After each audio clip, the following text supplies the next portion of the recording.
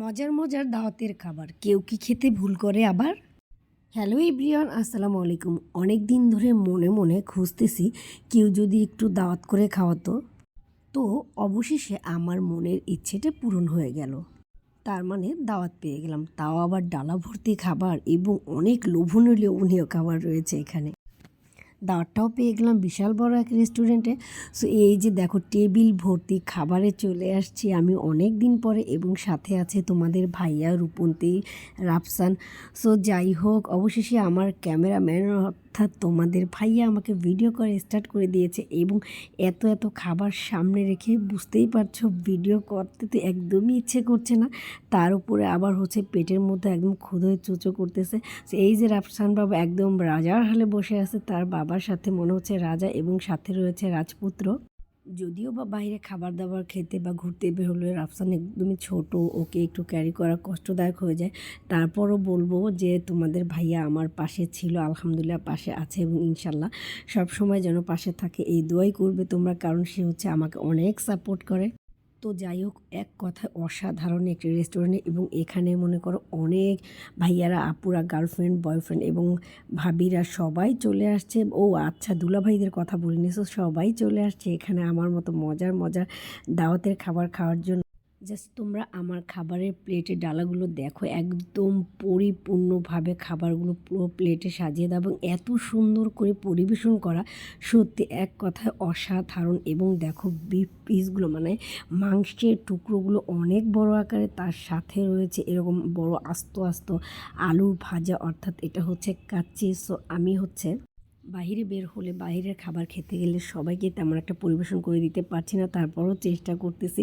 First time হচ্ছে রূপন থেকে তুলে দিচ্ছে, এবং সে আমাকে বড় বড় মাংসের টুকরোগুলো দেখিয়ে দিচ্ছে। বিশ্বাস করো, আমি অন্যান্য আরও যত রেস্টুরেন্টে খেয়েছি কিনা, কিন্তু এদের মতো এত সুন্দর করে এবং পরিপূর্ণ প্লেট তৈরি করে এইভাবে সুন্দর ডেকোরেশন সহকারে হচ্ছে সব জায়গায় কিন্তু পরিবেশন করে না। তারপর আলহামদুলিল্লাহ এদের বিহেভও খুবই ভালো ছিল প্রত্যেকটা ওয়েটারের, এবং তারা হচ্ছে আমাদেরকে খুব ভালো সার্ভিস দিয়েছে।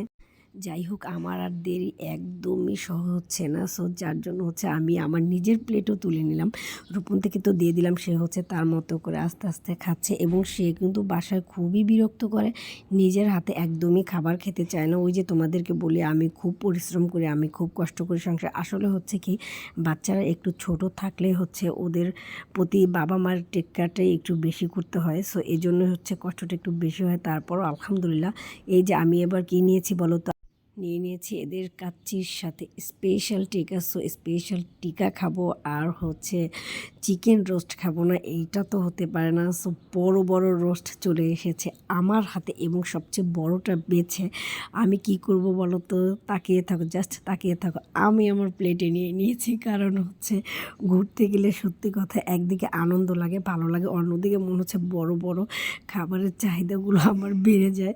মানে বড় আকারের যে সাইজগুলো রয়েছে, বিফ বলো, চিকেন বলো, এটা হচ্ছে আমার প্লেটে নেওয়ার চেষ্টাই করি। সো ক্যামেরাটা মনে করো এদিক সেদিক নড়াচড়া হচ্ছে, বুঝতেই পারছো একদম সেই দক্ষ ক্যামেরাম্যান। যাই হোক, তারপরও ফ্রিতে একটা ক্যামেরাম্যান পেয়ে গেছি। তার সাথে এখানে রয়েছে দেখো আমার খাবারের সাথে সালাদ আইটেম। সো কাঁচামরিচটা আমি অ্যাকচুয়ালি খেতে না পারলে সবসময় আমার প্লেটে সাজিয়ে নিই, এবং এই দেখো আমার মেয়ে একদম মাকে কপি করার চেষ্টা করতেছে।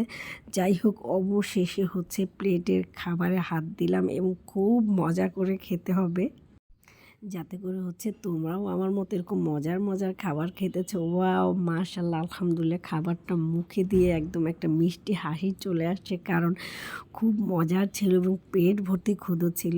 এই যে দেখো মাকা বেটি, সেও হচ্ছে একদম সেই রিভিউ দিচ্ছে। এবং খাবারের লাস্ট ফিনিশিংয়ে অবশ্যই তো আমাদের থাকতে হবে মজার একটা স্পেশাল বোরহানি।